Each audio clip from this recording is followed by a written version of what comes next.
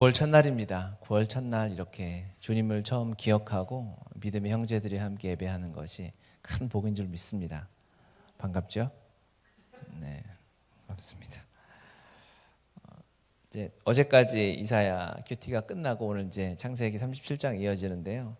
9월을 많이 기다렸던 지체들이 있더라고요. 그렇죠? 그래서 자기는 구약을 싫어하는 지체도 있고 그런데 또 창세기는 우리가 큐티 하기 좋죠. 일단 익숙한 구절이 나오면 편합니다. 편하고 반갑죠. 마음의 안정감이 들고 더 깊이 묵상했을 때 하나님의 은혜가 더 크게 있을 줄 믿습니다. 이 야곱과 그의 자녀들은 하나님의 약속이 뚜렷이 서 있는 가족 아니겠습니까? 그런데 그 가족 안에 말도 안 되는 문제가 생기죠.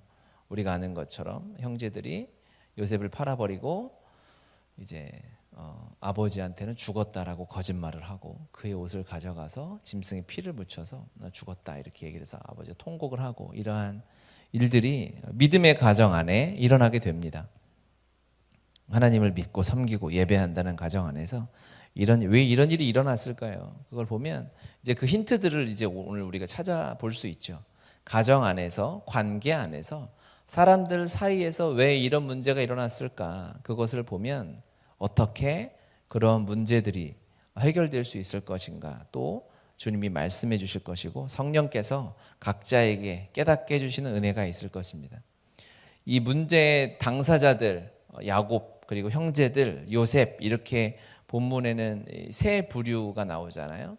첫 번째 야곱에게는 결핍이 있었죠. 야곱에는 무엇이 문제였냐면 온전한 사랑이 없었던 거예요. 그렇죠? 온전한 사랑, 하나님 부모님으로부터 공급되어지는 하나님의 사랑.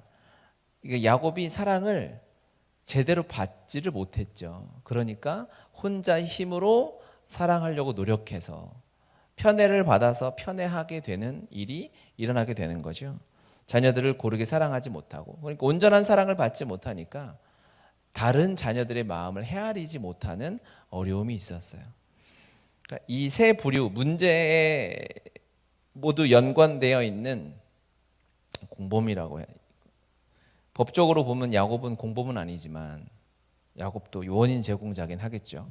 사법적인 처벌은 받지 않겠지만 문제의 발단은 사실은 아버지 야곱으로부터 시작하니까요. 영적인 책임은 그의 가정의 가장인 야곱에게 있겠죠. 야곱에게는 이러한 결핍이 있었습니다. 그럼 형제들에게는 어떠한 결핍이 있었을까요? 그러니까 이 세 부류가 다 결핍이 있었어요. 그러니까 문제가 일어난다는 것은 사건이 생기고 갈등이 생긴다는 것은요. 셋 다 문제가 있는 거거든요. 한 사람이 온전히 하나님의 사랑 안에서 성장하고 있으면 사실은 문제가 발생하지 않죠. 다 품어주고 서로 싸우자고 달려들어도 한쪽에서 무조건 용서한다, 잘못했다 얘기하면 싸움이 되지 않잖아요.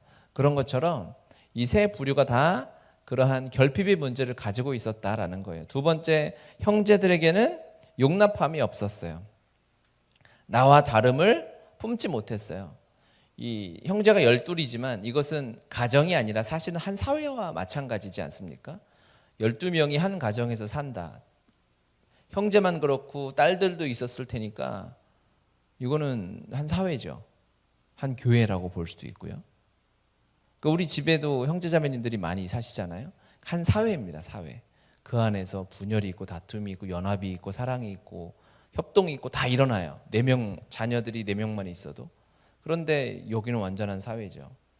요셉은 그 사회에서 사실은 금수저와 같은 사람이지요. 요즘에는 또 그런 말 잘 안 쓰대요. 금수저. 그렇죠. 그런데 어쨌든 출생이 일단 다르잖아요.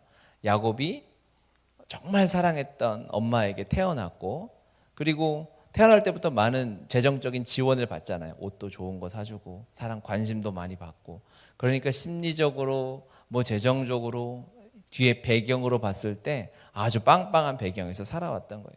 그런데 다른 형제들은 그것을 용납하지 못했던 거죠. 그게 좋은 것이냐? 결국 그렇지 않죠. 그냥 그게 흠모할 만한 삶이냐? 여러분, 요셉의 삶과 예를 들어서 다른 형제들의 삶을 비교해 놓고 선택해라 라고 하면은 우리는 다 요셉이죠 라고 얘기하겠지만 삶을 그대로 한번 놓고 보세요. 이 삶을 선택할 만한 가치가 있을까? 종으로 팔려가고요, 감옥에 갇히고 나중에 총리가 되는 건 여러분 굉장히 나중 일이고, 총리가 되면 행복할까? 여러분 그렇지도 않아요. 총리가 되면 무조건 행복하나? 그렇지 않죠. 얼마나 힘들고 어렵고 그 안에 정치와 이게 어렵습니다. 그 삶이 그냥 내가 없기 때문에 그 사람이 가진 게 마냥 좋아 보이는 어린아이와 같은 심정이었던 거죠. 이 시대도 그런 어른들이 많죠. 마음은 어린아이처럼 질투하고 더 갖고 싶고 남이 갖고 있는 게 커 보이고. 그러지 말아야죠. 성숙해야죠. 우리가 그냥 다름을 인정했다면 요셉은 그런 사람이구나, 나에게는 또 내 부르심에 맞는 삶이 있구나, 이렇게 여기고 서로 사랑하고 살아가야 되고, 이 사회도 마찬가지입니다. 다름을 용납하지 못하면 다툼이 생기는 거예요. 요셉처럼 나와 다른 사람이 있으면 친하게 지내면 되죠. 금수저니까 뭔가 나중에 잘 되지 않겠어요? 그러면 붙어 있어야죠. 그러면 뭐라도 이렇게 형통한 사람 곁에 있으면 뭔가 콩고물이라도 떨어집니다. 그러니까 요셉 옆에 그래도 형제들이니까 나중에 가뭄 때 살아남았잖아요. 콩고물이 떨어졌잖아요. 다름을 인정하는 용납함이 없었기 때문에 그렇게 됐어요. 우리는 한 가지 진리 예수 그리스도만을 이야기하잖아요. 그렇죠? 이 진리에 있어서는 우리 기독교가 타협이 없지만 그렇기 때문에 모든 사람을 품을 수 있는 거거든요. 그렇죠? 우리는 오직 예수 그리스도, 천지를 창조하신 하나님이 우리의 구원자이시고 우리의 아버지이시기 때문에 스님들하고도 품을 수 있는 거예요. 그들을 품고 사랑해야죠. 당연한 거 아니겠습니까? 동성이라는 죄를 용서할 수는 없지만 그들을 품고 사랑하고 그들을 위해 헌신하고 그들이 주님 앞에 돌아오는 일에 누가 힘써야 되겠습니까? 주님을 알지 못하는 사람들이 그들의 인권 신장을 위해서 뛰어들고 법을 만든다고 하는데, 먼저 우리가 앞장서서 어떻게 그것을 그들을 복음 안으로 이끌어들일까 고민하는 일이 없었죠. 맨날 뒤쳐서 반대하는 일밖에 할 수 없는. 당연히 그 일들은 지금 차별금지법이나 이런 것을 반대해야 되겠지만 안타까움이 있는 거예요. 한 발 늦은 거죠, 우리가. 형제들에게는 어떠한 결핍이 있었느냐? 나와 다름에 대한 용납함이 없었기 때문에, 그 결핍이 있었기 때문에 이 문제가 생겼어요. 그러면 요셉에게는 어떠한 결핍이 있었을까? 요셉은 눈치가 없었어요. 눈치의 결핍이 있었다. 가장 큰 문제인 것 같아요. 이게 그렇죠. 꿈을 꿨으면 지가 11째면 눈치를 채고, 눈치가 없이 그냥 형들한테 확 내가 꿈을 꿨는데 아버지, 어머니, 형들이 다 나한테 절하던데 막 이렇게 얘기를 해버리면 누가 기분이 좋겠어요. 가뜩이나 성숙하지 못한, 다름을 품지 못하는 형들, 평소에 요셉 눈치 주고 하는 거를 왜 몰랐겠어요. 저것만 옷 다른 거 입었네. 치킨을 시켜 먹어도 아버지가 야곱 왜 닭다리가 항상 요셉에게 가요? 이거를 왜 눈치가 없었겠어요? 그 가정 안에 항상 있었지. 그런데 요셉이 안타깝게 이 눈치의 결핍이 있었다. 그래서 형제들한테 상처를 주고, 솔직히 형제들이 봤을 때 뭐라고 했을까요? 요셉? 재수 없다고 맨날 그랬겠죠. 저거 진짜 재수 없네, 막 눈치 없다고 막 이렇게 했었을 겁니다. 어쨌든 그러니까 다른 사람을 배려하고 그 사람의 마음을, 자기는 많은 걸 가지고 태어났기 때문에 없는 사람들의 마음을 잘 헤아리지 못한 거예요. 그러니까 말 함부로 막 했을 거고, 우리 요셉을 다 비난할 일만은 아니지만 그러한 관계 어려움들이 생겼습니다. 그러니까 내가 속한 곳에, 내가 살아가는 공동체, 우리 가정에 어떤 문제가 생겼다라는 것은 분명히 나에게도 어떠한 결핍, 문제, 상처가 있기 때문이다라는 거죠. 그것을 돌아봐야 합니다. 그래서 내 삶에 문제가 있고 다른 사람과의 관계가 어려우면 무조건 저 사람을 손가락질하고 비난할 일만이 아니라 나에게도, 나 자신에게도 어떠한 결핍이 있구나, 문제가 있구나, 주님 안에서 더 채워져야 함이 있구나, 주님 안에 내가 갈급해하고 갈망해야 할 부분들이 있구나, 주님의 복음이 실제가 되어서 내 삶을 더욱 단단하게 세워져 가야 하는구나라는 것을 깨달아야 합니다. 그렇죠? 주님 안에 성장해야 하는구나라는 것을 깨달으면 이제 훈련할 수 있는 거예요. 주님께로 향하고 주님께로 달려갈 수 있다는 것이죠. 혼자는 어렵지만 내가 부족함이 있다라는 것을 알면 하나님 앞에 매달리게 되고 사람한테 도움을 청하게 되면 그 사람은 발전이 있는 것입니다. 물론 지금의 문제가 있을지라도 내일은 오늘보다 더 나은 내일을 하나님 안에서 누릴 수 있게 되는 거죠. 혼자가 어려우면 주님 앞에 매달릴 것이고요. 주님 앞에 매달려도 잘 안 되면 도움을 구할 것이고, 그러면 함께 하면, 그러니까 신앙생활은 교회가 하는 거 아니겠습니까? 공동체가 하는 거 아니겠어요? 혼자가 어려우니까. 사람이 우리의 의지력이라는 게 보잘것없어서 혼자서는 잘 안 되죠. 도울 사람들이 필요하죠. 다이어트를 해도 혼자서는 불가능하고, 우리가 성경을 이렇게 혼자 통독한다라고 해서 혼자 잘 못하는 분들은 함께 하면 할 수 있어요. 성경 암송이 어려운 분들도 같이 하면 할 수 있습니다. 그렇죠?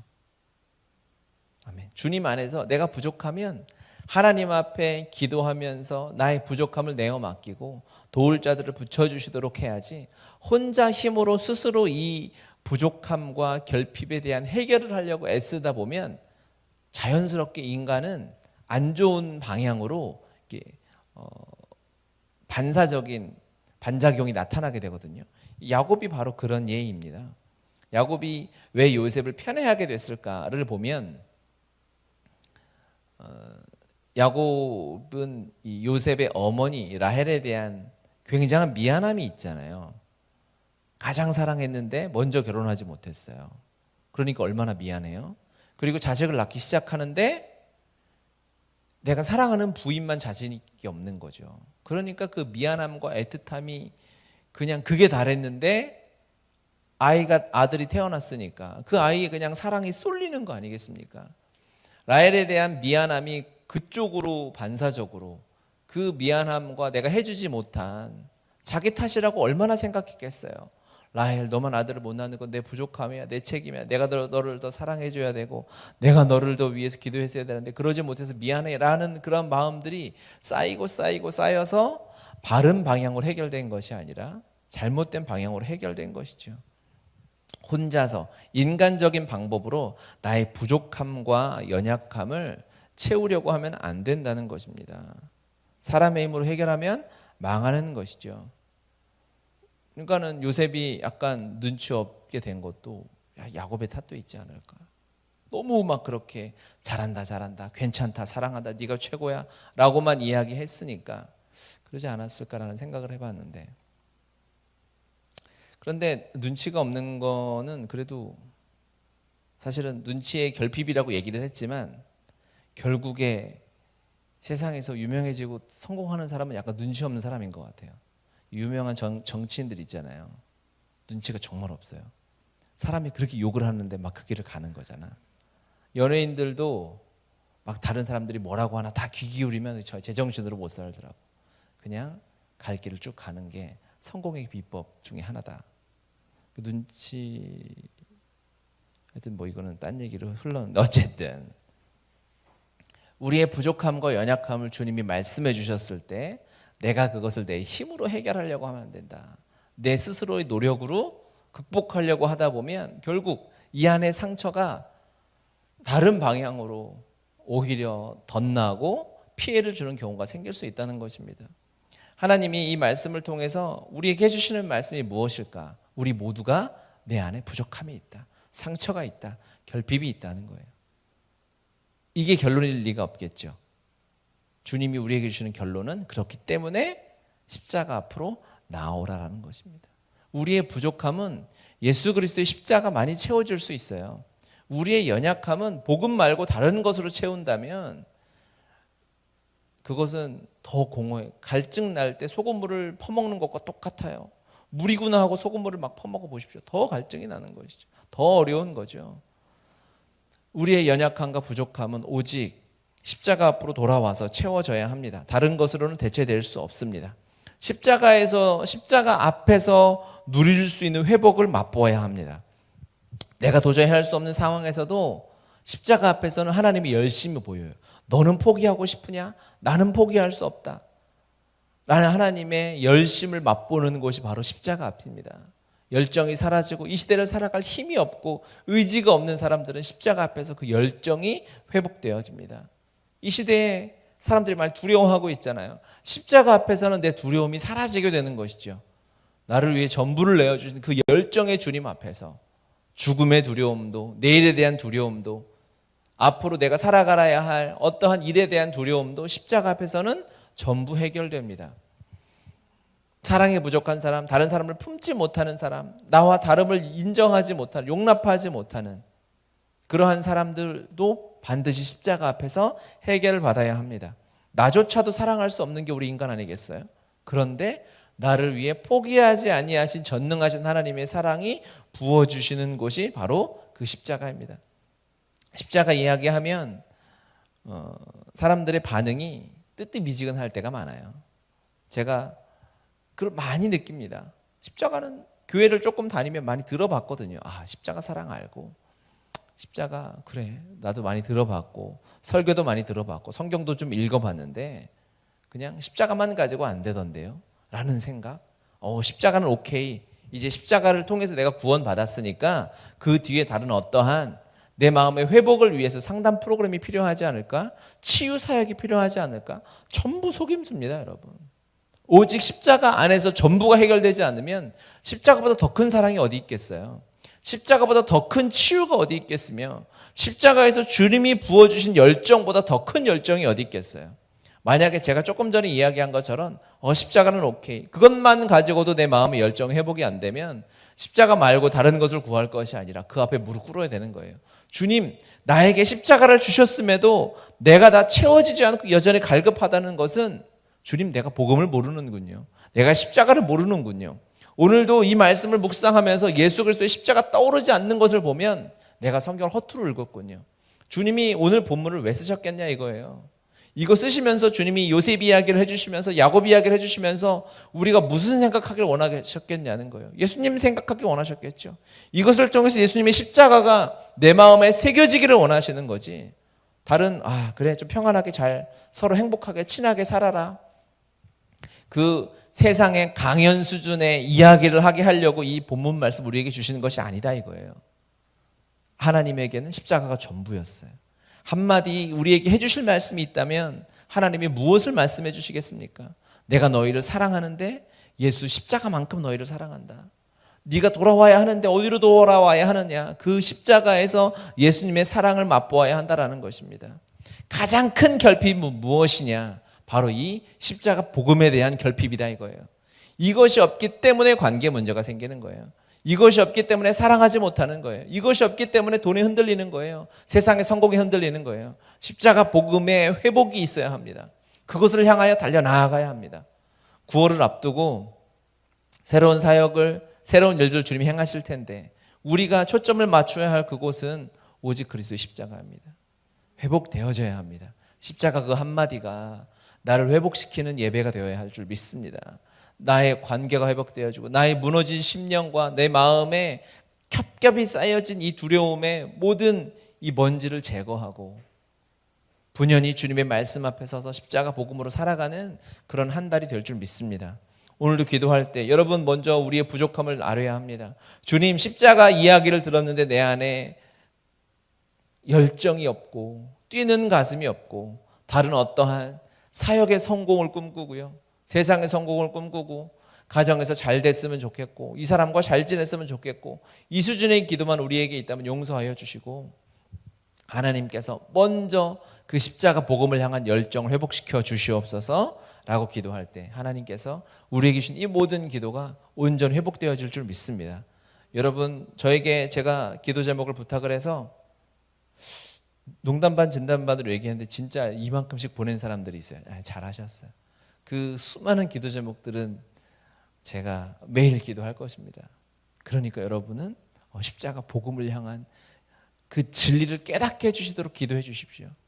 그 십자가 복음을 향한 열정 회복되게 알게 해주십시오. 주님, 십자가의 영광과 능력과 축복을 매일 누리고 여기고 신뢰하며 살아가는 삶을 살아가게 해주십시오라고 하나님 앞에 기도하며 나아가는 시간들 되시길 바랍니다.